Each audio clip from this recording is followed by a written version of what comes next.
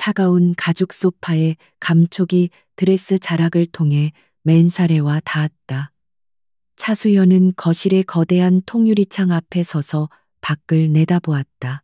한강을 가로지르는 다리의 불빛들이 보석처럼 반짝였고 도시의 밤은 그 어느 때보다 화려했지만 그녀의 마음은 칠흑 같은 어둠 속에 잠겨 있었다. 그녀의 손에 들린 와인잔 속의 붉은 액체는 이미 그 온기를 잃은 지 오래였다. 오늘도 남편 강민주는 늦고 있었다. 중요한 미팅이라는 그의 변명은 이제 너무나도 익숙한 레퍼토리가 되어버렸다. 결혼 생활 3년, 대한민국 최고의 법조인 집안의 딸이자 최연소 부장검사라는 타이틀을 눈앞에 두었던 그녀가 모든 것을 내려놓고 선택한 결혼이었다. 태광그룹의 유일한 후계자인 강민준. 그의 다정함과 따뜻함에 그녀는 기꺼이 자신의 날개를 접었다. 처음 1년은 꿈과 같았다. 세상 모든 사람들이 그들의 완벽한 결합을 부러워했다. 하지만 언제부터였을까? 그의 다정함에 미세한 균열이 생기기 시작한 것은 그는 여전히 아침마다 그녀의 이마에 입을 맞췄고 기념일에는 값비싼 선물을 안겨주었지만 그의 눈빛은 더 이상 그녀에게 온전히 머무르지 않았다. 그의 몸은 이곳에 있었지만 그의 영혼은 늘 다른 어딘가를 헤매고 있었다. 현관문 도어록 해제되는 소리가 들린 것은 자정이 훌쩍 넘은 시간이었다. 수연은 애써 무심한 표정을 지으며 소파에 앉아 잡지를 펼쳤다. 하지만 그녀의 모든 신경은 현관 쪽을 향해 곤두서 있었다. 곧이어 익숙한 구두 소리와 함께 강민준이 거실로 들어섰다. 잘 재단된 슈트와 완벽하게 빗어 넘긴 머리, 흠잡을 데 없이 잘생긴 얼굴. 그는 여전히 모든 여자들이 꿈꾸는 완벽한 남자였다. 아직 안 자고 있었어? 피곤할 텐데 먼저 자지. 그가 다가와 그녀의 어깨에 손을 올리며 말했다. 그의 목소리는 다정했지만 그에게서 풍겨오는 낯선 향기가 수연의 코끝을 날카롭게 스쳤다. 그것은 그녀가 쓰는 향수가 아니었다. 달콤하면서도 어딘가 서늘한, 매혹적이면서도 위험한 향기였다. 수연은 속으로 차갑게 가라앉는 분노를 억누르며 미소를 지었다. 당신 얼굴 보고 자려고 기다렸죠. 오늘 미팅은 잘 끝났어요? 그녀의 질문에 민준의 표정이 아주 미세하게 굳었다가 풀어졌다. 훈련된 검사의 눈은 그 찰나의 변화를 놓치지 않았다. 그는 거짓말을 하고 있었다. 그의 심장 박동, 동공의 흔들림, 그리고 목소리의 미세한 떨림까지. 그 모든 것이 그녀에게는 명백한 증거였다. 그럼 아주 성공적이었지. 대신 완전히 녹초가 됐어. 먼저 씻고 올게. 그는 대답을 피하듯 서둘러 욕실로 향했다. 그의 뒷모습을 바라보는 수연의 눈빛이 차갑게 빛났다. 그녀는 더 이상 순진한 아내가 아니었다. 그녀는 수많은 범죄자들을 신문하고 그들의 거짓말을 파헤쳐온 대한민국 최고의 검사였다.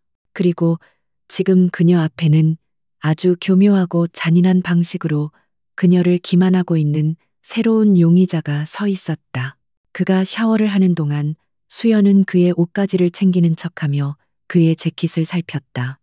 주머니 속에서는 값비싼 레스토랑의 영수증이 나왔다. 2인 디너 코스, 그리고 카드 결제 시간은 저녁 8시였다. 그가 회사에서 미팅을 하고 있었다는 시간이었다. 그녀의 심장이 차갑게 식어내렸다. 의심이 확신으로 변하는 순간이었다. 하지만 그녀는 이것만으로는 부족하다고 생각했다. 다음 날 아침, 수연은 민준이 출근한 후 지하 주차장으로 내려갔다. 그녀의 목표는 그의 차였다. 어젯밤 그 낯선 향기의 근원지를 찾아야만 했다. 그녀는 보조키를 이용해 그의 차 문을 열었다. 내부는 흠잡을 데 없이 깔끔하게 정돈되어 있었다. 하지만 그녀의 예리한 눈은 조수석 시트 아래 아주 작은 무언가가 떨어져 있는 것을 발견했다. 그녀는 허리를 숙여 그것을 집어들었다. 그것은 여자들의 귀걸이 한쪽이었다. 작고 섬세한 백금 위에 푸른 사파이어가 별처럼 밝혀 있었다. 그녀의 심장이 쿵 하고 바닥으로 떨어지는 것 같았다. 그것은 그녀의 것이 아니었다. 그녀는 사파이어 알레르기가 있었다. 이 작은 보석 조각은 남편의 배신을 증명하는 차갑고도 명백한 증거물이었다. 그녀는 귀걸이를 손바닥 위에 올려놓고 한참 동안 내려다보았다. 보통의 여자라면 이 순간 절망하고 울부짖었을 것이다. 하지만 차수연은 달랐다. 그녀의 머릿속은 놀라울 정도로 차갑게 식어갔다. 슬픔과 분노가 이성을 마비시키기 전에 그녀는 검사로서의 본능을 깨웠다. 이것은 단순한 외도 사건이 아니었다. 이것은 그녀가 반드시 진실을 밝혀내야만 하는 그녀의 인생이 걸린 사건이었다. 그녀는 감정에 휘둘리는 피해자가 되기를 거부했다. 그녀는 이 사건의 담당 검사가 되어 피의자 강민중과 그 공범인 귀걸이의 주인을 법의 심판대에 세우기로 결심했다. 그녀는 집으로 돌아와 서재의 컴퓨터를 켰다. 그녀가 가장 먼저 한 일은 남편의 지난 3개월간의 카드 사용 내역과 차량 운행 기록, 통화 내역을 조회하는 것이었다. 검사 시절의 인맥을 이용하는 것은 꺼려졌지만 지금은 수단과 방법을 가릴 때가 아니었다. 곧이어 그녀의 메일함으로 방대한 양의 데이터가 도착했다. 그녀는 마치 복잡한 사건 서류를 검토하듯 남편의 사생활을 한 줄 한 줄 분석하기 시작했다. 그녀의 눈이 특정 내역에서 멈췄다. 그는 거의 매주 수요일 저녁 강남의 한 고급 오피스텔 근처의 레스토랑과 바에서 카드를 사용했다. 그리고 그 시간대의 통화 목록에는 항상 HJ 아트라는 이름으로 저장된 번호가 있었다. 통화 시간은 길지 않았지만 그 빈도는 의심을 사기에 충분했다. 수연은 즉시 HJ 아트라는 이름의 갤러리 혹은 화실을 검색하기 시작했다. 얼마 지나지 않아 그녀는 강남의 그 오피스텔에 위치한 작은 개인 화실을 찾아냈다. 화실의 주인은 한유라라는 이름의 무명 화가였다. 인터넷에 올라온 그녀의 프로필 사진 속에서 한유라는 가녀리고 창백한 얼굴에 커다란 눈을 가진 보호 본능을 자극하는 청순한 모습의 여자였다. 그녀의 양력은 간단했다. 보육원 출신으로 어려운 환경 속에서도 그림에 대한 꿈을 놓지 않은 천재 화가. 수연은 한유라의 사진을 가만히 응시했다. 저 여자가 감히 자신의 남편을 유혹하고 자신의 가정을 파괴하려 한 상간녀란 말인가. 그녀는 분노에 휩싸여 당장이라도 그 화실로 쳐들어가 여자의 머리채를 잡고 싶은 충동을 느꼈다. 하지만 그녀는 이성을 잃지 않았다. 섣부른 행동은 오히려 상대에게 반격의 빌미를 줄 뿐이라는 것을 그녀는 과거 수많은 사건들을 통해 경험으로 알고 있었다. 그녀는 대신 더 차갑고 잔인한 방법을 선택했다. 그녀는 적을 완벽하게 파악하고 그들의 가장 약한 고리를 공격하여 스스로 무너지게 만들 계획이었다. 그녀는 한유라라는 여자의 모든 것을 파헤치기 시작했다. 그녀의 과거, 그녀의 주변 인물, 그녀의 재정 상태까지. 마치 연쇄살인범의 프로파일링을 하듯 그녀는 상간녀의 모든 것을 분석하고 데이터베이스로 만들었다. 며칠 후 수연은 완벽한 일반인으로 위장한 채 한유라의 화실이 있는 오피스텔을 찾았다. 그녀는 건물 로비의 카페에 앉아 마치 누군가를 기다리는 것처럼 위장하고 조용히 화실의 입구를 관찰했다. 몇 시간이 흘렀을까? 화실의 문이 열리고 한유라가 밖으로 나왔다. 실물은 사진보다 훨씬 더 가녀리고 연약해 보였다. 하얀 원피스를 입은 그녀의 모습은 마치 세상의 더러움에 한 번도 물들지 않은 순수한 백합 같았다. 바로 그 순간이었다. 그녀의 귓가에서 반짝이는 무언가가 수연의 눈에 들어왔다. 그것은 남편의 차에서 발견했던 것과 똑같은 디자인의 사파이어 귀걸이였다. 짝을 이룬 완벽한 한 쌍. 그 차가운 푸른 빛이 수연의 심장을 예리하게 찔렀다. 그녀는 자신도 모르게 주먹을 꽉 쥐었다. 모든 것이 사실이었다. 저 여자가 범인이었다. 완벽한 가정이 깨어지는 소리, 그녀의 세상이 무너져 내리는 소리가 귓가에 선명하게 들리는 듯했다. 하지만 그녀의 얼굴에는 어떤 표정의 변화도 없었다. 거대한 비극의 서막이 올랐지만 그녀는 이미 이 전쟁에서 승리할 모든 준비를 마친 냉철한 지휘관이었다. 한유라의 존재를 직접 확인한 그날 이후 차수연의 집은 조용한 전쟁터가 되었다. 그녀는 강민준 앞에서 그 어떤 내색도 하지 않았다. 여전히 다정한 아내의 가면을 쓴 채 아침 식사를 차리고 그의 넥타이를 매주었다. 하지만 그녀의 머릿속은 단 한순간도 쉬지 않고 돌아가고 있었다. 그녀는 남편을 신문하는 대신 그의 주변을 둘러싼 모든 증거들을 수집하고 분석하며 그를 서서히 포위해 나갔다. 그녀는 검사 시절 함께 일했던 후배에게 개인적인 부탁이라며 한유라의 뒷조사를 의뢰했다.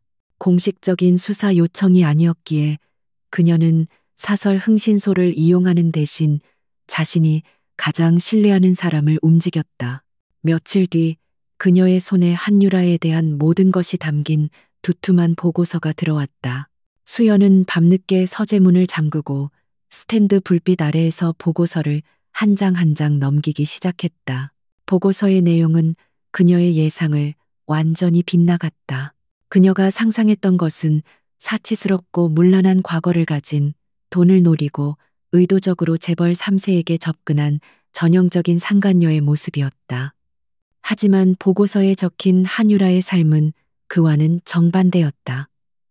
그녀는 태어나자마자 보육원에 맡겨졌고 그곳에서 조용하고 내성적인 아이로 자라났다. 학창 시절 내내 우수한 성적을 유지했으며 미술에 천재적인 재능을 보였다. 그녀의 사생활은 놀라울 정도로 깨끗했다. 그녀에게는 흔한 채무 관계도 복잡한 남자 문제도 없었다. 보육원을 나온 이후로는 각종 아르바이트를 하며 생계를 유지했고 그 와중에도 그림 그리는 것을 단 하루도 멈추지 않았다. 그녀의 유일한 사치는 작은 오피스텔을 얻어 자신만의 화실을 꾸린 것이었다.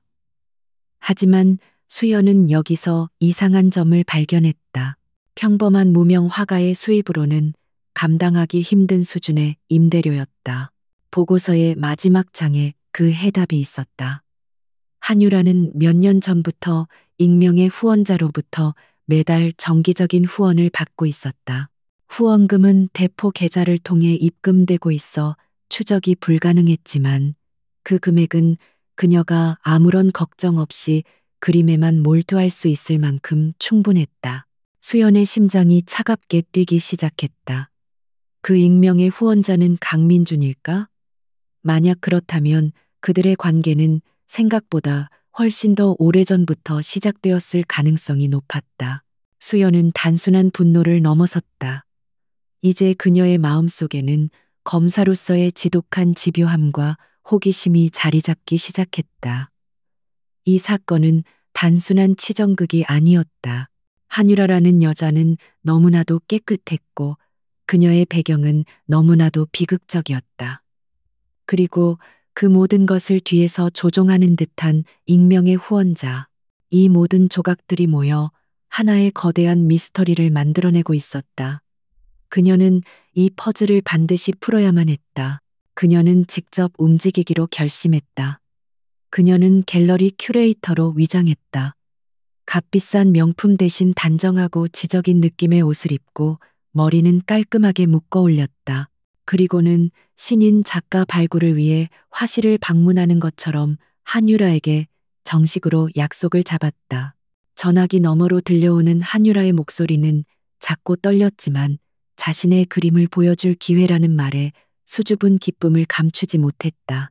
약속 당일, 수연은 한유라의 화실을 찾았다.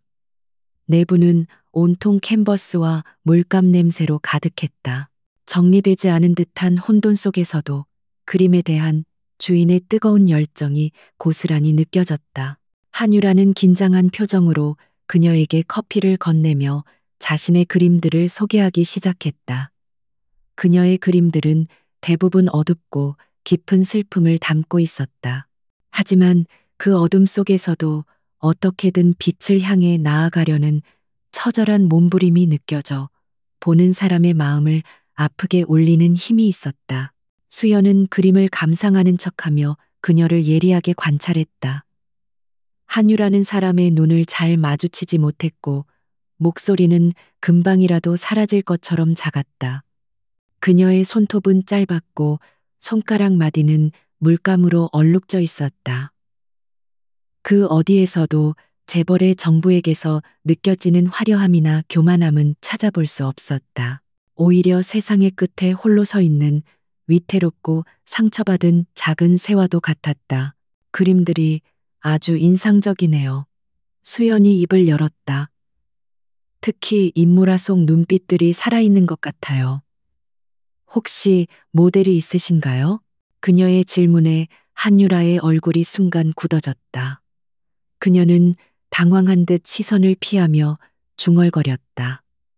아니요, 그냥 제가 상상하는 얼굴들을 그리는 거예요. 어릴 적부터 늘 그리워했던 어떤 얼굴이요. 그녀의 대답은 어딘가 석연치 않았다. 그녀는 무언가를 숨기고 있었다.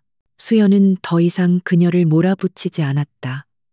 대신 그녀는 화실을 둘러보다가 책상 위에 놓인 작은 사진 액자를 발견했다.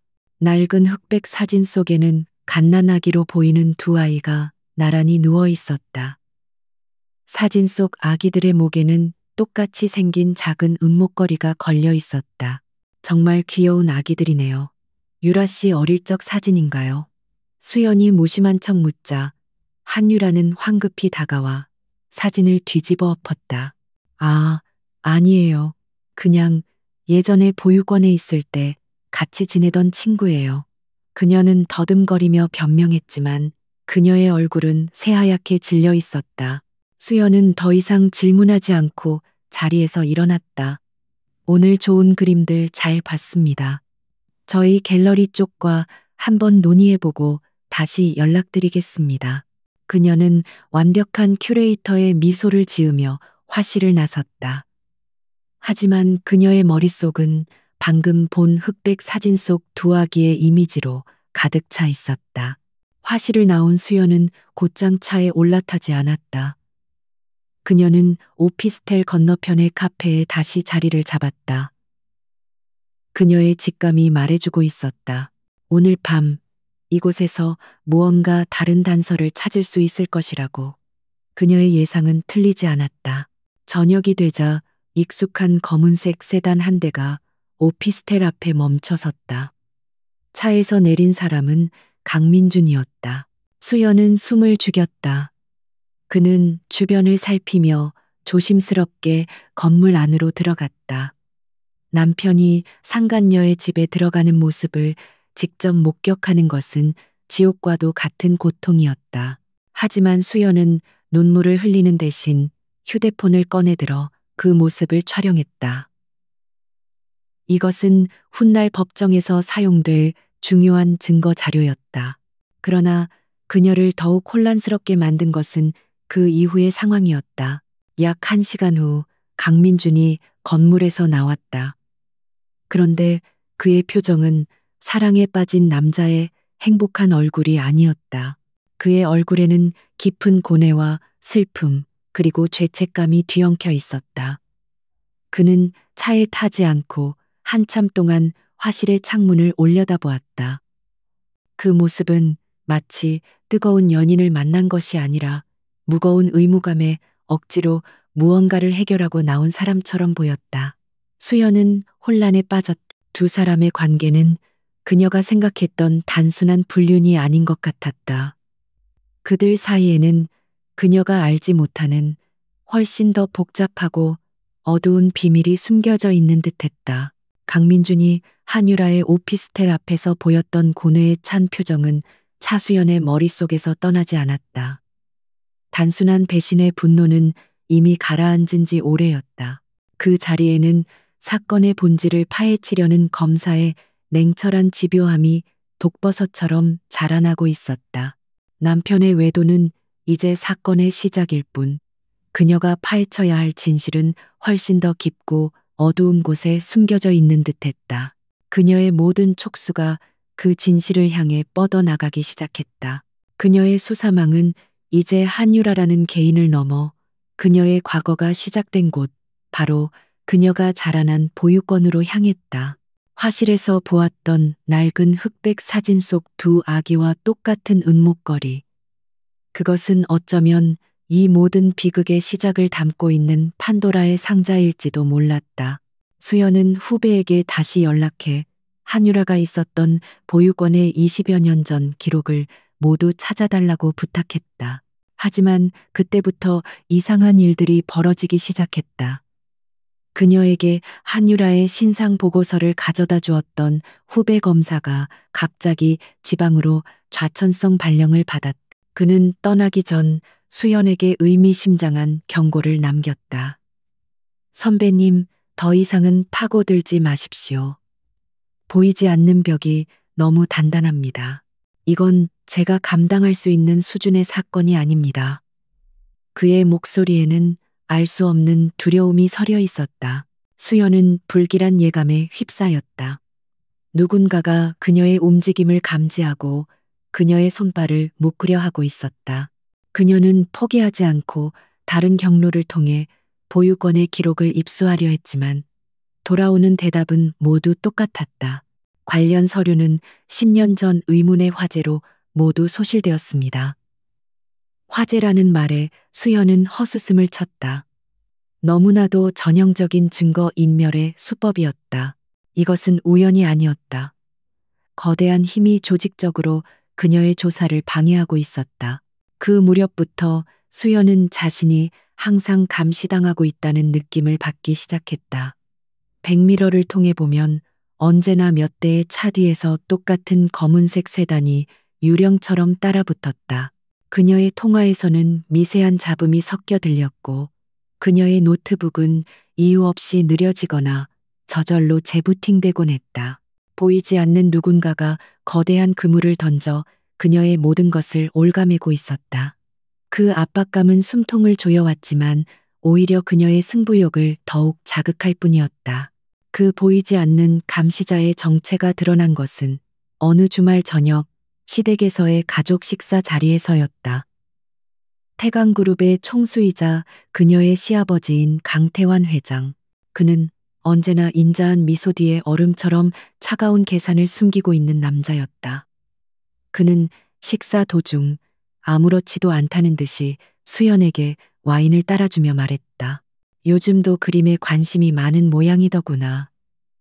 신인 작가들을 발굴하는 것도 좋지만 때로는 너무 깊이 파고드는 호기심은 화를 부를 수도 있단다. 그의 목소리는 부드러웠지만 그 안에 담긴 경고는 비수처럼 날카로웠다. 수연의 심장이 차갑게 얼어붙었다.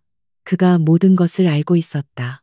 그녀가 한유라에게 접근했던 사실도, 보육원을 조사하고 있다는 사실도, 그녀를 옥죄어 오던 보이지 않는 손의 주인이 바로 눈앞의 시아버지였던 것이다.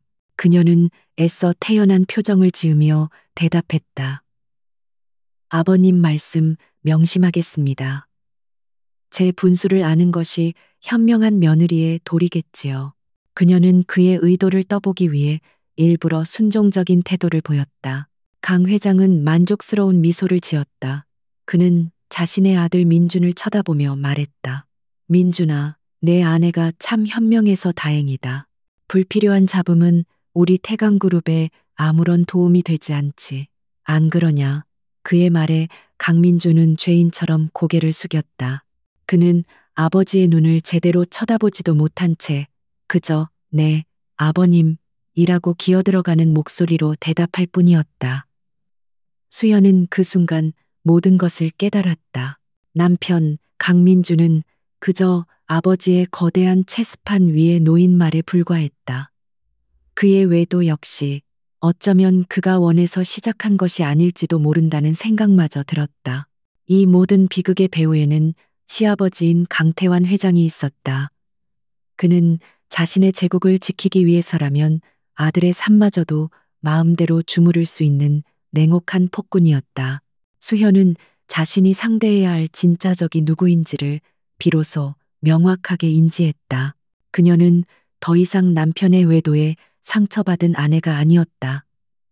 그녀는 거대한 권력의 심장부에 자신도 모르게 발을 들여놓은 고독한 싸움을 시작해야 하는 전사였다. 그녀가 결혼과 함께 들어오니 화려한 저택은 따뜻한 보금자리가 아니라 비밀과 음모로 가득 찬 거대한 성이었다. 그리고 그 성의 주인인 늙은 왕은 자신의 비밀을 지키기 위해 무슨 짓이든 할 준비가 되어 있었다. 그날 밤 수현은 자신의 서재에 앉아 거실벽에 걸린 가족 사진을 오랫동안 응시했다. 사진 속에서 강태환 회장은 인자한 가장의 미소를 짓고 있었다. 하지만 이제 그녀의 눈에는 그 미소 뒤에 숨겨진 악마의 얼굴이 보였다. 그녀는 깨달았다. 보육원의 기록을 찾는 것만으로는 부족하다는 것을. 이 성을 무너뜨리기 위해서는 성의 가장 깊고 어두운 곳에 숨겨진 왕의 치명적인 약점을 찾아내야만 했다. 그녀는 새로운 계획을 세우기 시작했다. 정면 돌파가 불가능하다면 적의 내부로 침투하여 스스로 무너지게 만들어야 했다. 그녀의 새로운 수사 목표는 남편도 상간녀도 아니었다. 바로 시아버지 강태환 회장의 과거, 그가 태강그룹을 지금의 제국으로 만들기까지 그가 묻어버렸을지 모를 수많은 비밀과 죄악들이었다.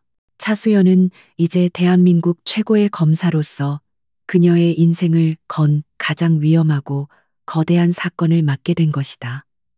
그녀의 눈빛이 밤의 어둠보다 더 차갑고 깊게 빛나고 있었다. 강태환 회장의 서늘한 경고는 차수연의 투지를 꺾기는커녕 오히려 꺼져가던 불씨에 기름을 붓는 격이 되었다. 그녀는 이제 더 이상 망설이지 않았다. 적의 심장부는 이미 확인되었고 남은 것은 그곳을 무너뜨릴 결정적인 증거를 찾아내는 것뿐이었다. 공식적인 루트가 모두 막힌 지금 그녀가 기댈 곳은 오직 자기 자신뿐이었다. 그녀는 검사 시절 익혔던 모든 수사 기법과 감각을 총동원하여 거대한 성벽의 가장 약한 균열을 찾아내기로 결심했다. 그녀의 목표는 다시 한유라가 자라난 보육원으로 향했다. 기록이 불타 없어졌다면 기록을 기억하는 사람을 찾으면 될 일이었다. 그녀는 변호사 사무실의 평범한 사무원으로 위장했다.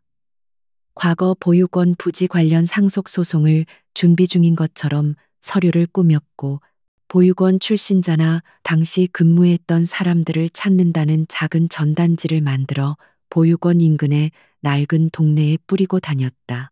그것은 마치 망망대해에 낚싯줄 하나를 던지는 것과 같은 막막하고 어리석어 보이는 작전이었다. 며칠 동안 아무런 소득도 없었다.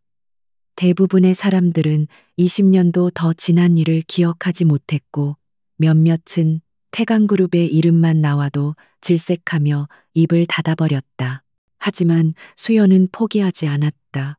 그녀는 매일같이 동네를 탐문하며 작은 슈퍼마켓 주인부터 낡은 세탁소 할머니까지 모든 사람들과 대화를 나누며 작은 단서라도 얻기 위해 썼다. 그녀의 끈질김은 마침내 굳게 닫혀있던 운명의 문을 조금씩 열기 시작했다. 한 부동산 중개업소의 늙은 주인이 그녀에게 결정적인 힌트를 주었다. 그 보육원 원장 할머니가 아주 깐깐하고 무서웠지.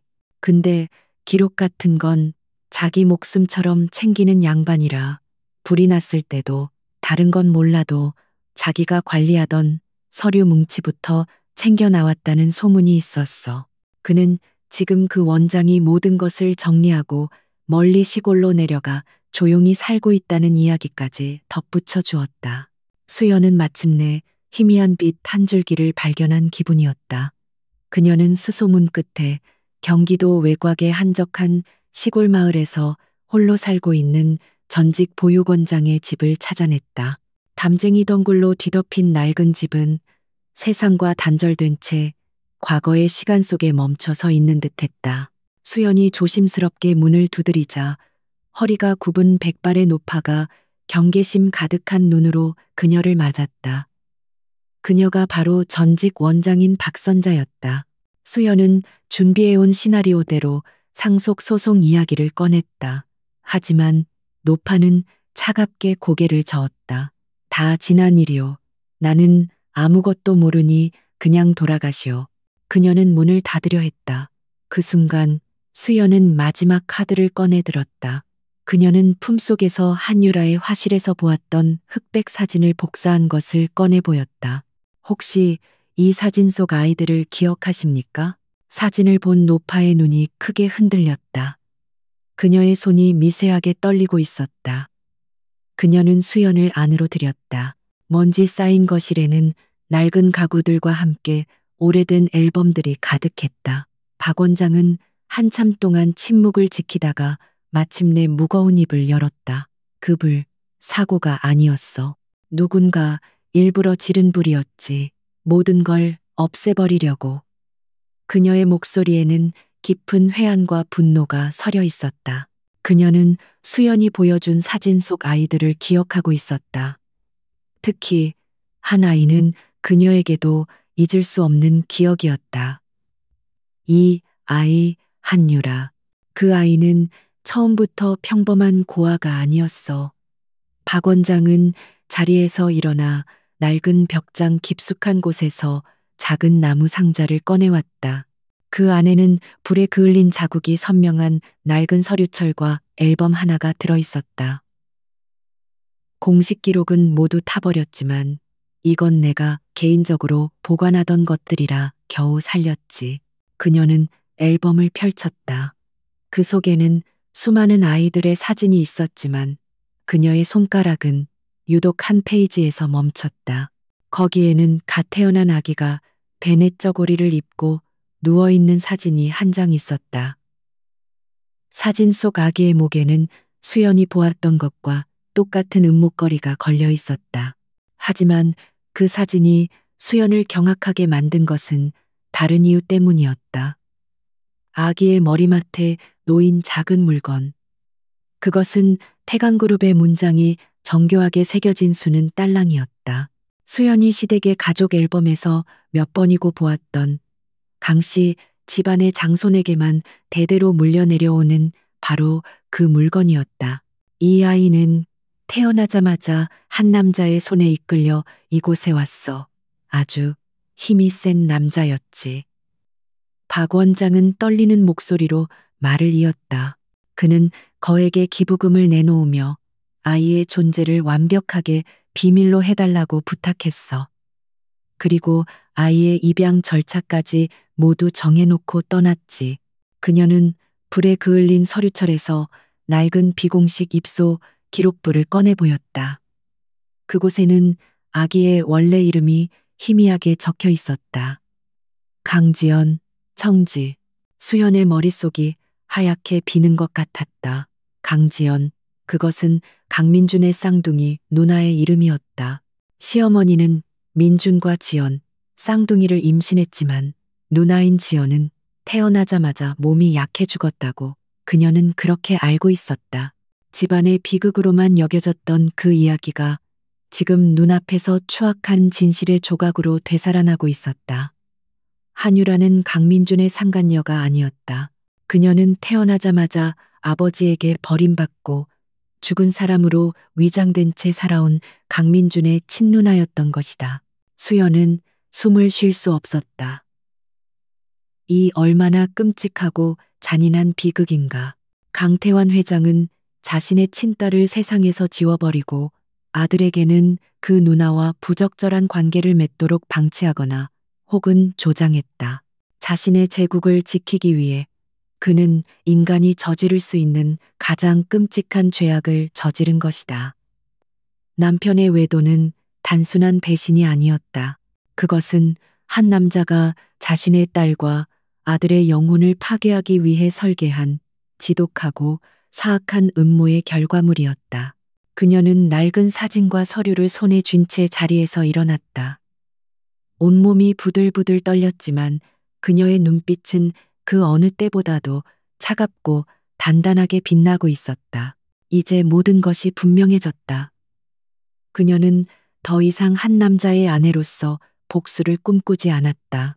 그녀는 이제 법의 수호자인 검사로서 추악한 괴물이 되어버린 한 남자를 단죄하고 그의 손에 의해 망가져버린 두 남매의 비극적인 운명을 바로잡아야만 했다.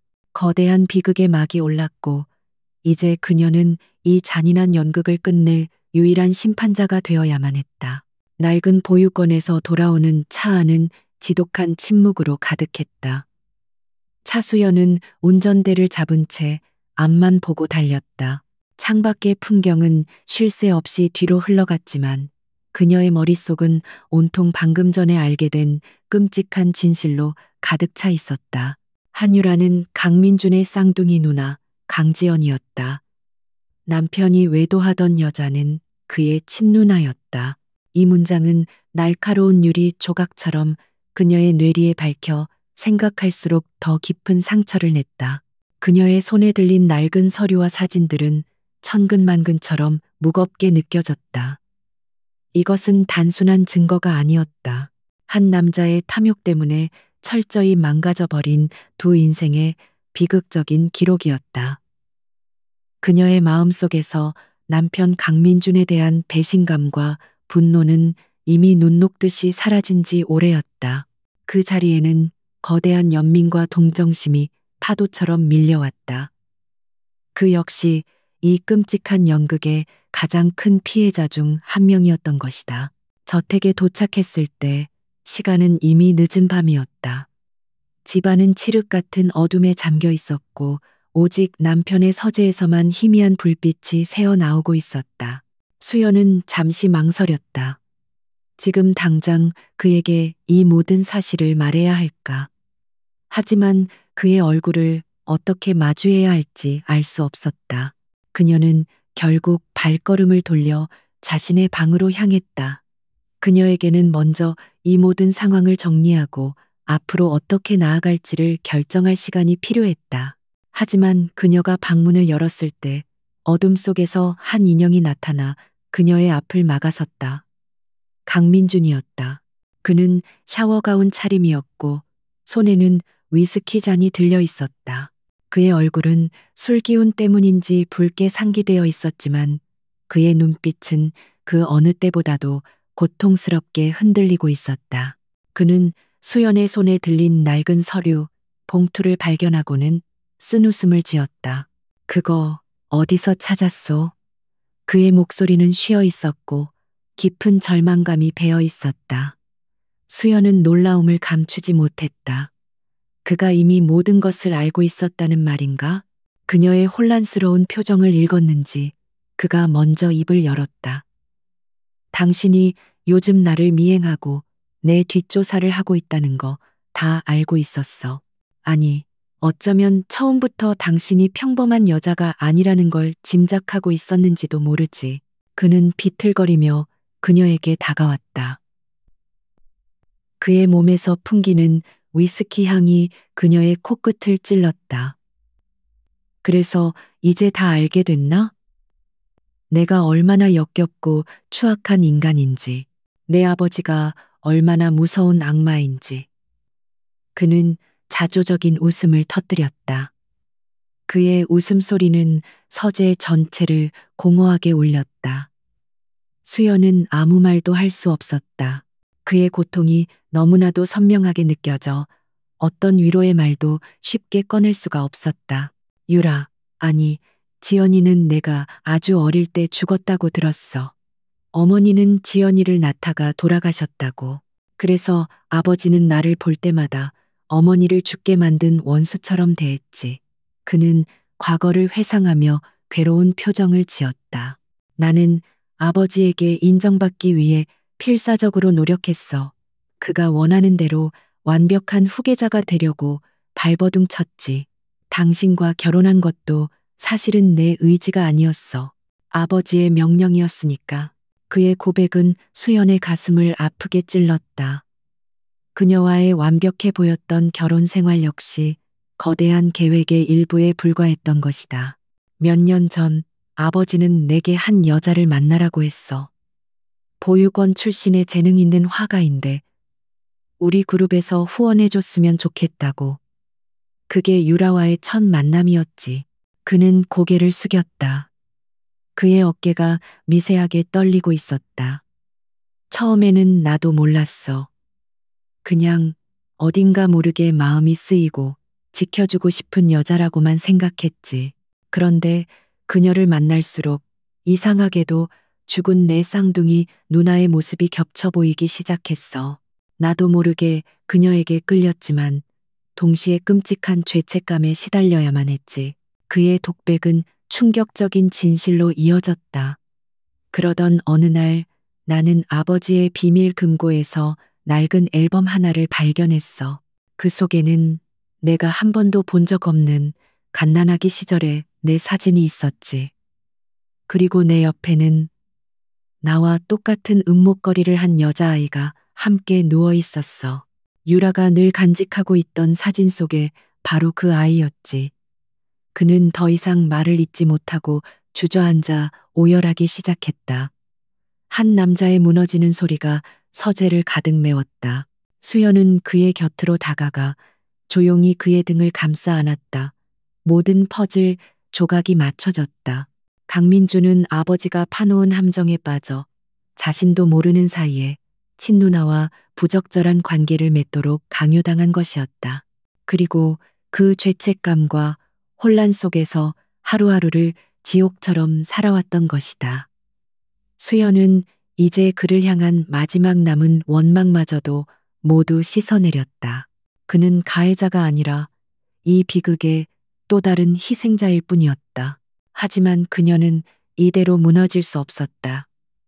그녀가 무너지면 이 억울한 진실은 영원히 묻히게 될 터였다. 그녀는 남편을 위로하는 아내의 역할을 잠시 접어두고 다시 냉철한 검사의 얼굴로 돌아왔다. 그녀는 강민준의 눈물을 닦아주며 단호한 목소리로 말했다. 이제 그만 울어요. 당신이 이렇게 무너져 있으면 아무것도 바꿀 수 없어요. 우리는 싸워야 해요. 그녀는 자리에서 일어나 자신이 가져온 서류 봉투를 책상 위에 펼쳐놓았다. 나한테는 증거가 있어요. 당신의 누나 강지연 씨가 어떻게 버려졌고 보유권 기록이 어떻게 조작되었는지에 대한 명백한 증거들이. 그녀의 눈빛은 강철처럼 단단했다. 하지만 이것만으로는 부족해요. 강태환 회장을 무너뜨리려면 그의 제국을 뿌리부터 뒤흔들 결정적인 한 방이 필요해. 그리고 그 열쇠는 당신이 쥐고 있어요. 그녀는 강민준의 눈을 똑바로 바라보며 그의 선택을 촉구했다. 괴물 같은 아버지의 아들로 남을 것인가? 아니면 한 여자의 동생으로서 정의를 위해 싸울 것인가? 비극의 밤은 깊어갔고 이제 운명의 공은 강민준에게로 넘어가고 있었다. 남편의 처절한 오열을 뒤로하고 서재를 나왔을 때 차수연의 마음은 이상할 정도로 고요했다. 폭풍이 휩쓸고 지나간 폐허처럼 모든 감정이 소진되어 버린 자리에는 오직 차가운 이성과 단단한 결심만이 남아 있었다. 그녀는 더 이상 강민준의 아내가 아니었다. 그녀는 이 거대한 비극의 진실을 세상에 알려야만 하는 유일한 증인이자 심판자였다. 그녀는 밤새 한숨도 자지 못했다. 머릿속으로 수없이 많은 시뮬레이션을 돌리며 앞으로의 계획을 세웠다. 강태환이라는 거대한 괴물을 쓰러뜨리기 위해서는 그녀 혼자만의 힘으로는 부족했다. 그녀에게는 또 다른 아군이, 이 사건의 가장 핵심적인 피해자이자 열쇠를 쥔 인물이 필요했다. 바로 한유라, 아니 강지연이었다. 다음 날 아침 수연은 한유라에게 전화를 걸었다. 전화기 너머로 들려오는 그녀의 목소리는 잔뜩 경계심에 차 있었다. 무슨 일로 전화하셨죠? 당연한 반응이었다. 자신의 연인인 줄 알았던 남자의 아내에게서 걸려온 전화는 그녀에게 공포 그 자체였을 것이다. 수연은 최대한 감정을 배제한 사무적인 목소리로 말했다. 강민준 씨에 대한 이야기가 아닙니다. 당신의 인생이 걸린 아주 중요한 이야기가 있어요. 잠시 만나서 얘기할 수 있을까요? 한유라는 망설였지만 수연의 목소리에 담긴 무게감을 느꼈는지 결국 만남을 수락했다. 두 사람은 어제 수연이 위장 방문했던 바로 그 화실에서 다시 만나기로 했다. 상간녀와 본처. 세상에서 가장 껄끄럽고 불편한 두 여자의 만남이었다. 수연은 약속 장소로 향하며 자신의 손에 들린 서류 봉투를 꽉 쥐었다. 이 종이 뭉치가 한 여자의 세상을 통째로 무너뜨릴 수도 있다는 사실에 그녀의 마음이 무겁게 가라앉았다. 화실에 도착했을 때 한유라는 창백한 얼굴로 그녀를 맞았다. 그녀는 금방이라도 부서질 것처럼 위태로워 보였다. 수연은 테이블에 마주 앉아 어떤 서론도 없이 바로 본론으로 들어갔다.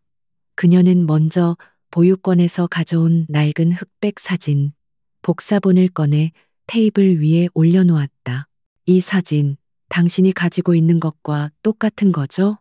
옆에 있는 아기는 누구인지 아시나요? 한유라의 눈이 크게 흔들렸다. 그녀는 입술을 깨물며 고개를 저었다. 모르겠어요. 그냥 저와 같은 날 보육원에 들어왔던 아이라고만 들었어요. 그녀의 목소리는 불안하게 떨리고 있었다.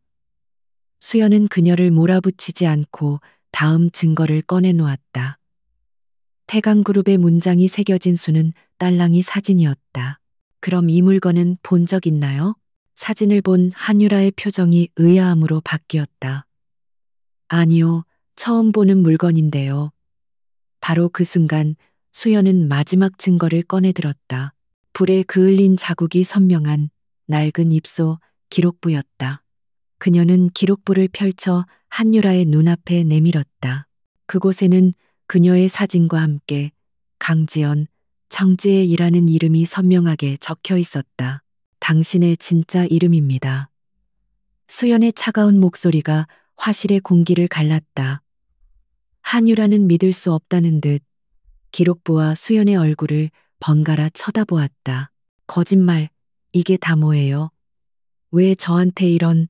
그녀의 목소리가 점점 흐려졌다. 수연은 그녀의 혼란스러운 눈을 똑바로 마주하며 잔인한 진실의 조각들을 하나씩 맞춰나가기 시작했다. 당신은 보육원에 버려진 고아가 아니에요. 당신은 태강그룹 강태환 회장의 친딸이자 강민준 씨의 쌍둥이 누나입니다. 수연의 말 한마디 한마디는 날카로운 망치가 되어 한유라의 세계를 산산조각 내기 시작했다. 당신은 태어나자마자 아버지에게 버림받았고 세상에는 죽은 사람으로 기록되었어요. 당신을 후원해온 익명의 후원자 역시 당신의 인생을 망가뜨린 바로 그 남자 강태환 회장입니다. 한유라는 숨을 헐떡이며 뒷걸음질 쳤다. 아니야, 아닐 거야. 당신이 뭔가를 꾸며내고 있는 거겠지. 민준 씨를 나에게서 떼어놓으려고. 그녀는 현실을 부정하며 절규했다. 그녀가 사랑했던 남자, 죄책감 속에서도 놓을 수 없었던 그 남자가 자신의 친동생이라는 사실은 그녀가 감당할 수 있는 수준의 진실이 아니었다. 수연은 자리에서 일어나 그녀에게 다가갔다. 그녀는 분노하거나 비난하는 대신 같은 여자로서 그리고 같은 피해자로서의 연민이 담긴 눈으로 그녀를 바라보았다. 나 역시 당신을 원망했어요. 내 남편을 빼앗아간 여자라고 생각했으니까. 하지만 이제 알아요. 당신도 그리고 민준 씨도 모두 이 끔찍한 비극의 희생자라는 걸. 그녀는 자신의 이야기를 털어놓았다. 강민준과의 결혼이 어떻게 시작되었는지, 그리고 강태환 회장이 어떻게 자신을 감시하고 압박했는지. 수연의 진솔한 고백에 한유라의 격렬했던 저항이 서서히 잦아들었다. 그녀는 바닥에 주저앉아 텅 빈 눈으로 허공을 응시했다. 지난 시간들이 주마등처럼 스쳐 지나갔다. 강민준을 처음 만났을 때 느꼈던 이상한 끌림과 편안함, 그리고 그를 향한 감정이 깊어질수록 함께 커져갔던 이유 모를 죄책감의 정체, 이제 모든 것이 설명되었다. 그것은 연인의 사랑이 아니라 핏줄이 서로를 알아보는 본능이었던 것이다. 한참 동안 화실 안에는 한유라의 처절한 흐느낌만이 가득했다. 수연은 그녀가 스스로의 감정을 추스를 때까지 조용히 기다려 주었다. 마침내 울음을 그친 한유라가 고개를 들었을 때 그녀의 눈빛은 이전과는 완전히 달라져 있었다. 상처받은 작은 새의 연약함은 사라지고 그 자리에는 모든 것을 잃은 자의 차가운 분노와 복수심이 지옥의 불꽃처럼 타오르고 있었다. 그 사람, 나에게서 모든 것을 빼앗아 갔어. 내 이름, 내 가족, 그리고 내 인생까지. 그녀는 떨리는 손으로 바닥을 짚고 일어섰다. 그녀는 수연을 똑바로 바라보았다. 두 여자의 시선이 허공에서 마주쳤다. 더 이상 그들은 상간녀와 본처가 아니었다. 그들은 같은 적을 둔 비극적인 운명으로 묶인 동지였다. 수연이 먼저 손을 내밀었다. 나와 함께 싸워요. 강태환 회장을 법의 심판대에 세우고 당신의 빼앗긴 인생을 되찾는 거예요. 한유라는 망설임 없이 그녀의 손을 잡았다. 두 여자의 차가운 손이 단단하게 맞잡혔다. 한때는 한 남자를 사이에 두고 서로를 증오해야 했던 두 사람이 이제는 거대한 악에 맞서기 위해 세상에서 가장 강력한 연대를 맺은 것이다. 비극 속에서 피어난 이 기묘한 동맹은 곧 다가올 피의 복수를 예고하는 서막과도 같았다. 한유라, 아니 강지영과 위험한 동맹을 맺은 그날부터 차수연의 작은 서재는 거대한 복수를 계획하는 비밀 작전 본부가 되었다. 두 여자는 밤낮을 가리지 않고 머리를 맞댔다. 한때는 서로를 증오했지만 이제는 서로의 눈빛만 봐도 마음을 읽을 수 있는 완벽한 파트너가 되었다. 수연이 냉철한 이성으로 전략의 뼈대를 세우면 지연은 예술가 특유의 직관과 섬세함으로 그 틈을 메웠다. 그들의 첫 번째 목표는 적의 무기고를 파악하는 것이었다. 강태환 회장을 무너뜨리기 위해서는 그의 약점을 알아야만 했다. 수연은 강민준을 움직이기로 결심했다. 그날 밤 이후 민준은 폐인처럼 방에 틀어박혀 술로 하루하루를 보내고 있었다. 수연은 그의 방문을 열고 들어가 흔들리는 그에게 차가운 현실을 직시하게 만들었다. 이렇게 무너져 있는 건 당신 누나에 대한 예의가 아니에요. 진심으로 속죄하고 싶다면 일어나서 함께 싸워요. 죄책감에 시달리던 민주는 결국 그녀의 설득에 넘어왔다. 그는 아버지의 아들이기를 포기하고 한 여자의 동생으로서 속죄의 길을 택했다. 그는 수연의 내부 첩자가 되어 아버지의 서재와 컴퓨터에 접근하기 시작했다. 그는 매일 밤 아버지가 잠든 틈을 타 비밀 금고의 자료들을 몰래 촬영하고 회사의 기밀 서류들을 수연에게 빼돌렸다. 그것은 아슬아슬한 줄타기였지만 그는 두려워하지 않았다. 민준이 가져온 자료들은 판도라의 상자와도 같았다. 그 안에는 강태환 회장이 지난 수십 년간 저질러온 온갖 불법과 비리들이 고스란히 담겨 있었다. 수천억 원대의 비자금 조성, 정관계 로비 내역, 경쟁사 탄압을 위한 불법 사찰과 공작, 심지어는 과거 개발 사업 과정에서 의문사한 반대파 인사에 대한 보고서까지. 그는 단순한 악덕 기업가가 아니라 법 위에 군림해온 괴물이었다. 수연과 지연은 밤을 새워가며 자료들을 분석하고 정리했다. 수연은 검사 시절의 경험을 살려 각각의 범죄 사실에 적용될 법, 조항과 예상 형량을 꼼꼼하게 정리하며 완벽한 고소장을 만들어 나갔다. 지연은 자신의 예술적 감각을 이용해 복잡한 데이터와 자금 흐름을 사람들이 한눈에 이해할 수 있는 인포그래픽으로 시각화하는 작업을 맡았다. 두 여자의 시너지는 상상 이상이었다. 하지만 그들에게는 결정적인 한 방이 부족했다. 이 모든 증거들은 강태환 회장을 법정에 세울 수는 있었지만 그의 거대한 제국을 한 번에 무너뜨리기에는 역부족일 수 있었다. 언론과 권력을 장악한 그는 어떻게든 법망을 빠져나가려 발버둥 칠 것이 뻔했다.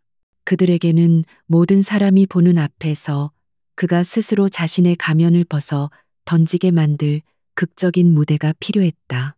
기회는 생각보다 빨리 찾아왔다. 태강그룹 창립 50주년 기념 파티가 한 달 뒤에 열릴 예정이었다. 대한민국의 모든 정재계 인사들과 언론이 주목하는 그야말로 가장 화려한 무대였다. 수연과 지연은 바로 그날을 심판의 날로 정했다. 강태환 회장이 자신의 성공을 자축하는 가장 영광스러운 순간에 그의 모든 것을 나락으로 떨어뜨리기로 결심한 것이다. 그들의 복수 계획은 대담하고 치밀했다. 기념 파티가 열리는 호텔의 모든 시스템을 장악하는 것이 계획의 핵심이었다. 지연은 자신의 익명의 후원자, 즉 강태환 회장에게서 받은 돈을 역으로 이용했다. 그녀는 그 돈으로 최고의 해커팀을 고용했다. 그리고 자신의 화실을 해킹팀의 비밀 아지트로 제공했다. 그녀는 더 이상 캔버스에 그림을 그리지 않았다. 대신 그녀는 컴퓨터 모니터 위에 거대한 복수의 밑그림을 그려나가기 시작했다. 수연은 파티의 전체적인 흐름과 법적인 함정들을 설계했다. 그녀는 파티 당일 강태환 회장의 범죄 사실을 폭로할 영상을 제작했다. 영상에는 민준이 빼돌린 비밀 장부와 증거 사진, 그리고 지연이 시각화한 자료들이 담겼다. 그리고 영상의 마지막에는 지연이 직접 카메라 앞에 서서 자신의 진짜 신분을 밝히고 아버지의 죄를 고발하는 내용이 포함될 예정이었다. 한 여자의 처절한 고백은 그 어떤 증거보다도 더 강력한 힘을 가질 터였다. 디데이가 다가올수록 세 사람의 긴장감은 극에 달했다. 강태환 회장은 자신의 발밑에서 진행되고 있는 거대한 음모를 전혀 눈치채지 못한 채 파티 준비에 여념이 없었다. 그는 자신의 제국이 영원할 것이라고 굳게 믿고 있었다. 하지만 그의 견고해 보였던 성은 그가 가장 사랑하고 또 가장 잔인하게 버렸던 자식들의 손에 의해 서서히 무너져 내릴 준비를 하고 있었다. 파티를 하루 앞둔 날 밤 수연과 지연 그리고 민주는 지연의 화실에 모였다. 어둡고 슬픈 그림들로 가득했던 공간은 이제 수십 개의 모니터 불빛과 긴장감으로 가득 차 있었다. 세 사람은 말없이 서로를 바라보았다. 각자의 얼굴에는 비장함과 함께 되돌릴 수 없는 강을 건넜다는 복잡한 감정이 서려 있었다. 민준이 먼저 입을 열었다. 그는 지연의 손을 잡으며 떨리는 목소리로 말했다. 미안하다. 정말 미안하다. 누나. 내가 너무 늦게 알아서. 지연은 고개를 저으며 그의 손을 마주 잡았다. 아니야. 내 잘못이 아니야. 우리 모두 그 사람의 꼭두각시였을 뿐이니까. 그녀의 목소리는 더 이상 연약하지 않았다. 그 안에는 강철 같은 의지가 담겨 있었다. 수연은 두 남매의 모습을 조용히 지켜보았다. 비극으로 시작된 이 모든 관계가 이제는 정의를 향한 단단한 연대로 다시 태어나고 있었다. 그녀는 마지막으로 최종 계획을 점검하며 말했다. 내일 밤 모든 것이 끝날 거예요. 실패는 용납되지 않아요. 그녀의 목소리는 차갑고 결연했다. 내일 밤 화려한 파티장은 한 남자의 죄를 심판하는 거대한 법정이 될 터였다. 그리고 그 법정의 중심에서 그들은 세상에서 가장 잔인하고 통쾌한 복수극의 막을 올릴 준비를 마친 상태였다. 태강그룹 창립 50주년 기념 파티가 열리는 호텔의 그랜드 볼룸은 그야말로 대한민국을 움직이는 모든 권력이 모인 축소판과도 같았다. 천장에서는 거대한 크리스탈 샹들리에가 눈부신 빛을 쏟아냈고 하얀 테이블보 위에는 최고급 샴페인과 요리들이 화려하게 차려져 있었다. 정계와 재계의 거물들은 서로 잔을 부딪히며 가식적인 미소를 나누었고 수많은 언론사의 카메라들은 이 화려한 제국의 축제를 담기 위해 쉴 새 없이 플래시를 터뜨렸다. 이 모든 영광의 중심에는 단상 위에 선 강태환 회장이 있었다. 그는 흠잡을 데 없이 완벽한 턱시도 차림으로 만족스러운 미소를 지으며 자신을 향해 쏟아지는 찬사를 온몸으로 만끽하고 있었다.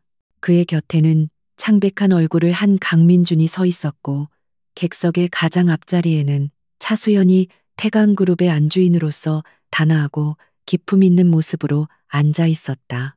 겉으로 보기에는 완벽하고 행복한 대한민국 최고의 로열 패밀리의 모습이었다.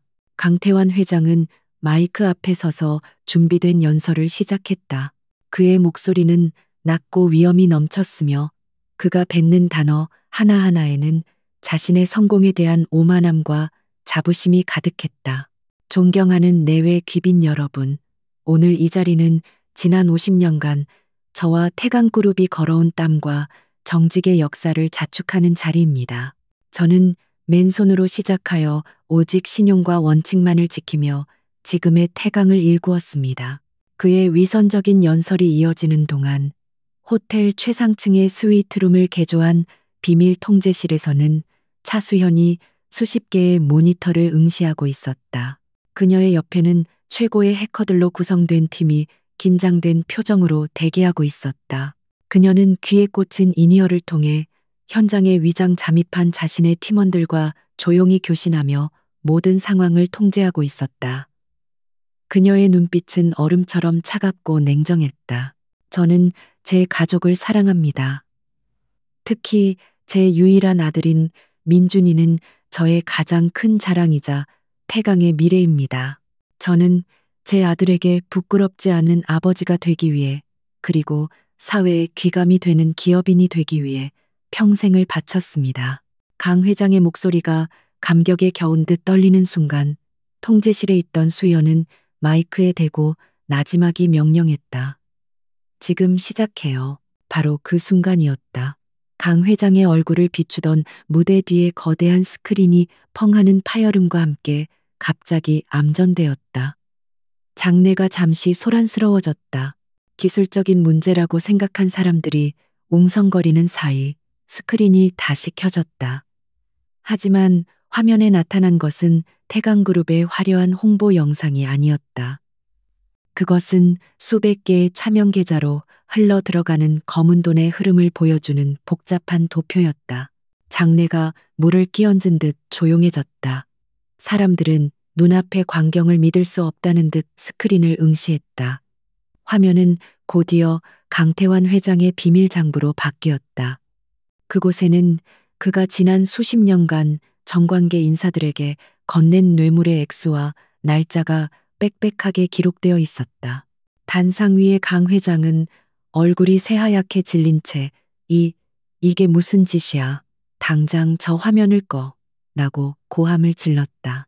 하지만 그의 목소리는 아무에게도 닿지 않았다. 호텔의 모든 방송 시스템은 이미 수연의 손에 장악된 후였다. 폭로는 거기서 끝나지 않았다.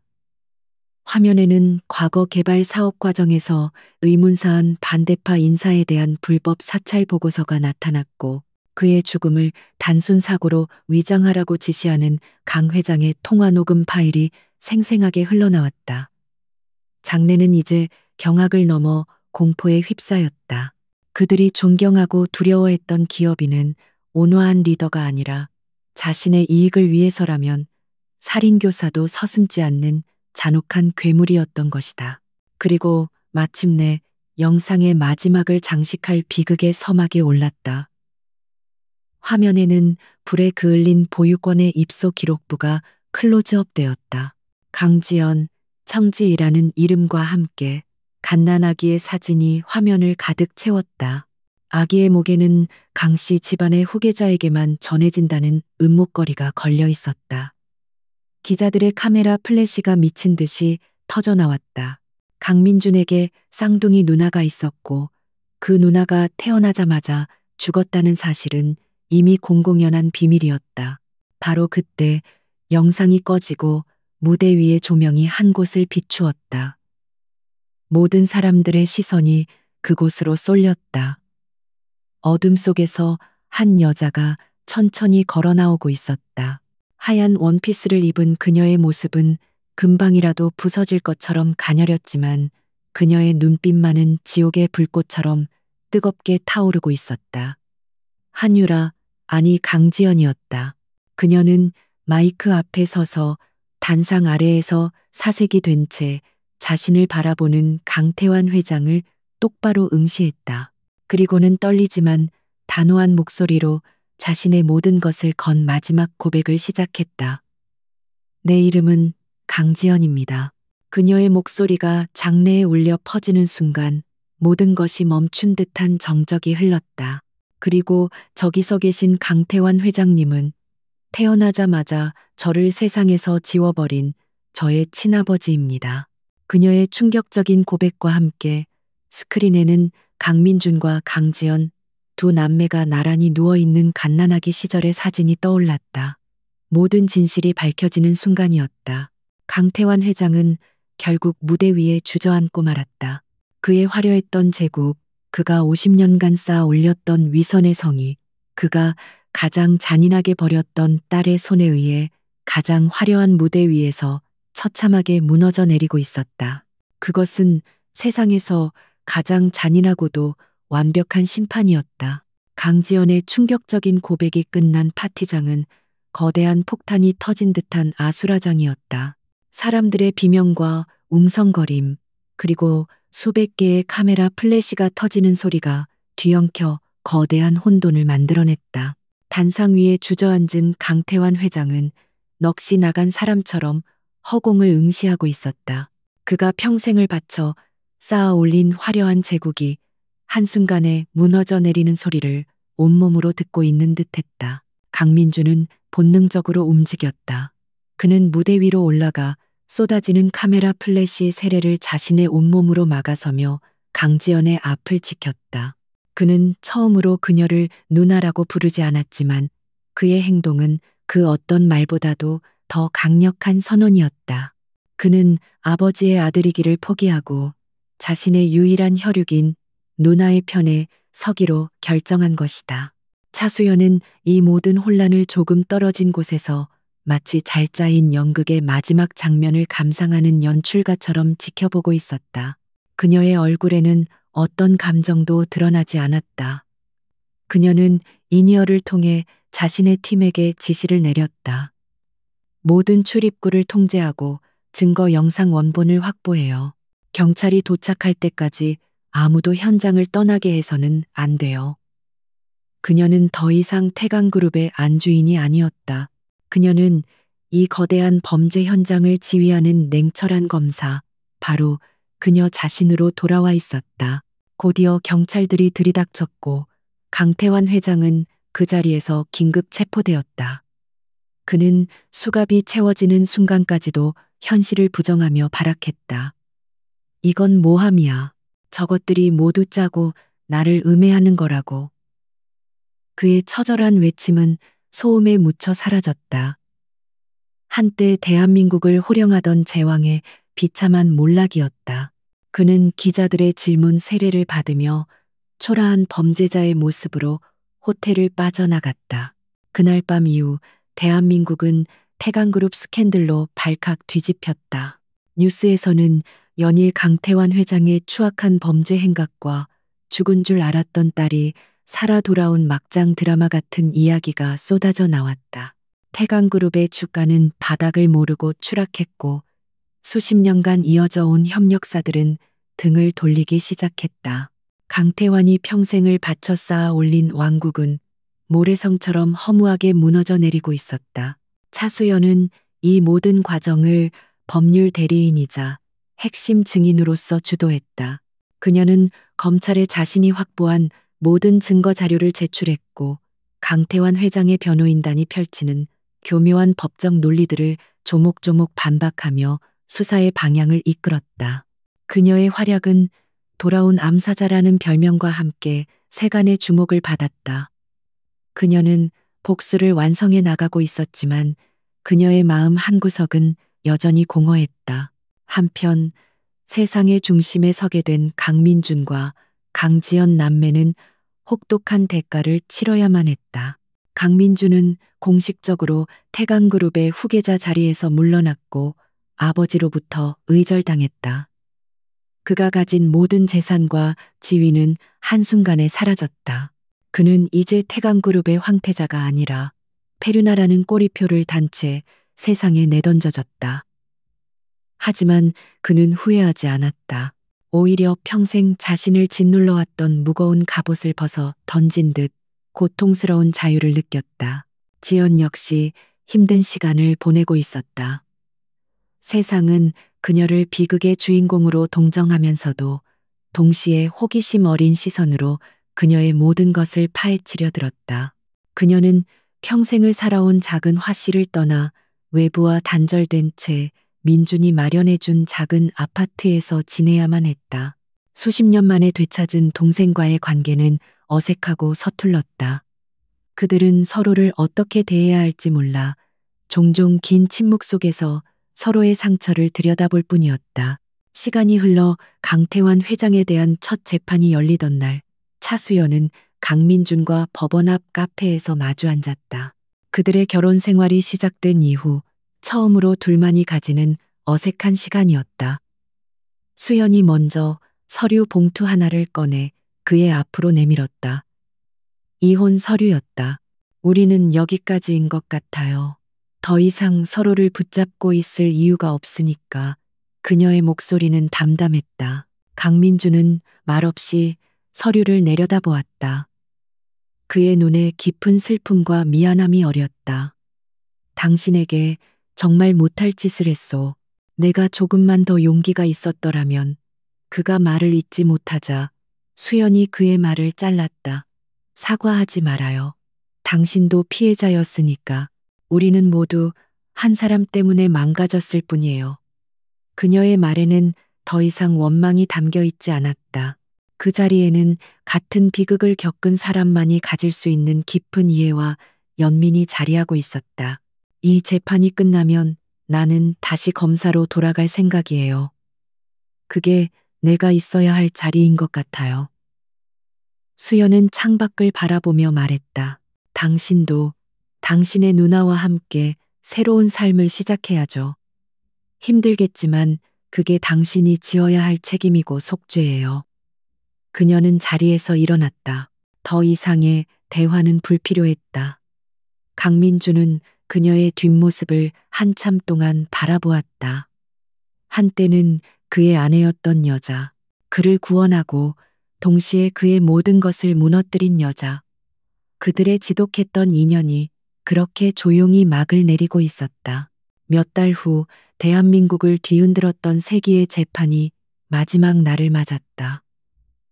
법정은 수많은 기자들과 사람들의 열기로 가득 차 숨막히는 긴장감이 흘렀다. 피고인석에 앉은 강태환 회장은 초췌했지만 그의 눈빛에는 여전히 반성의 기미 대신 오만한 분노만이 가득했다. 그는 마지막 순간까지도 자신의 죄를 인정하지 않았다. 방청석에는 차수연과 강민준 그리고 강지연이 나란히 앉아 있었다. 세 사람의 얼굴에는 복잡한 감정이 교차했지만 그들은 흔들림 없는 눈으로 재판장의 입을 주목하고 있었다. 마침내 재판장이 무거운 목소리로 판결문을 읽어 내려가기 시작했다. 강태환 회장에게 적용된 수많은 혐의들, 그리고 그에 따른 형량이 하나씩 선고될 때마다 장내는 조용히 술렁였다. 피고인 강태환을 횡령, 배임, 살인교사 등 모든 혐의에 대해 유죄를 인정하여 무기징역을 선고한다.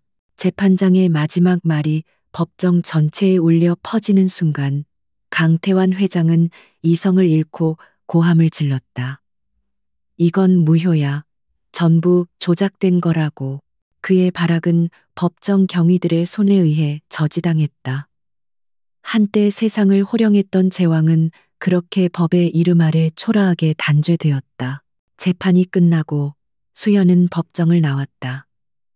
쏟아지는 기자들의 질문 세례를 뒤로하고 그녀는 조용히 자신의 차에 올랐다.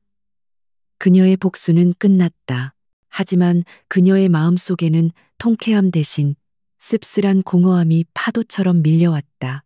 하나의 거대한 악을 무너뜨리기 위해 너무나도 많은 것들이 함께 부서져 내렸기 때문이었다. 몇 주 후 차수연은 검찰청으로 돌아왔다. 그녀는 익숙한 자신의 사무실 창가에 서서 분주하게 움직이는 도시의 풍경을 내려다보았다. 몇 년 전 사랑을 위해 모든 것을 버리고 떠났던 바로 그 자리였다. 하지만 지금 돌아온 그녀는 예전의 차수연이 아니었다. 거대한 비극을 온몸으로 통과해낸 그녀는 이전보다 훨씬 더 단단하고 깊어져 있었다. 그녀의 눈에는 이제 법의 냉철함뿐만 아니라 상처받은 인간에 대한 깊은 이해와 연민이 함께 담겨 있었다. 책상 위에는 새로운 사건 서류가 놓여 있었다. 한 젊은 여성이 대기업의 권력형 성폭력을 고발한 사건이었다. 서류를 읽어내려가는 그녀의 눈빛이 다시 날카롭게 빛나기 시작했다. 그녀는 이제 더 이상 한 남자의 아내가 아니었다. 그녀는 사회의 어두운 그늘 속에서 고통받는 약자들을 위해 싸워야 하는 대한민국 검사 차수현이었다. 그녀는 자신의 상처를 다른 이들의 상처를 치유하는 힘으로 승화시키는 방법을 찾아낸 것이다. 같은 시간 강민준과 강지연은 한적한 공원 묘지를 찾고 있었다. 그들의 어머니가 잠들어 있는 곳이었다. 두 사람은 하얀 국화꽃 한 다발을 묘비 앞에 내려놓았다. 수십 년의 시간을 뛰어넘어 비로소 세 가족이 함께 만나는 순간이었다. 민주는 묘비 앞에 무릎을 꿇고 소리 없이 눈물을 흘렸다. 어머니, 죄송해요. 제가 너무 늦게 누나를 알아봐서 죄송합니다. 그의 사과는 죽은 어머니와 그리고 살아있는 누나를 향한 것이었다. 지연은 말없이 그의 어깨에 손을 얹었다. 그녀의 얼굴에는 여전히 슬픔의 그늘이 드리워져 있었지만 증오와 분노는 더 이상 보이지 않았다. 이제 괜찮아. 우리에게는 아직 시간이 있으니까. 그녀의 목소리는 작았지만 그 안에는 새로운 시작을 향한 희미한 희망이 담겨 있었다. 두 사람은 한참 동안 나란히 서서 자신들을 지켜보고 있을 어머니의 영혼에게 용서와 화해를 구했다. 그들의 상처가 완전히 아물기까지는 아주 오랜 시간이 걸릴 터였다.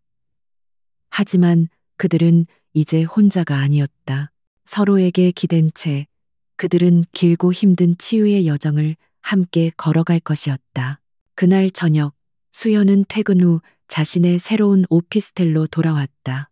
화려했던 저택과는 비교할 수 없이 작고 소박한 공간이었지만 그녀에게는 그 어느 곳보다도 아늑하고 평온하게 느껴졌다.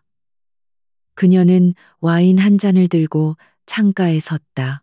저 멀리 한강의 불빛들이 여전히 아름답게 빛나고 있었다. 그녀는 눈을 감고 지난 시간들을 떠올렸다. 지독했던 사랑과 잔인한 배신, 그리고 끔찍한 비극의 소용돌이. 모든 것을 잃었지만 그녀는 역설적이게도 자기 자신을 온전히 되찾았다. 그녀는 더 이상 누군가의 아내나 며느리가 아닌 오롯이 차수연이라는 이름으로 세상에 서 있었다. 비극의 폐허 속에서 그녀는 마침내 자신만의 꽃을 피워낸 것이다. 차가운 밤 공기가 그녀의 뺨을 스쳤지만 그녀의 마음은 그 어느 때보다도 따뜻하고 평온했다.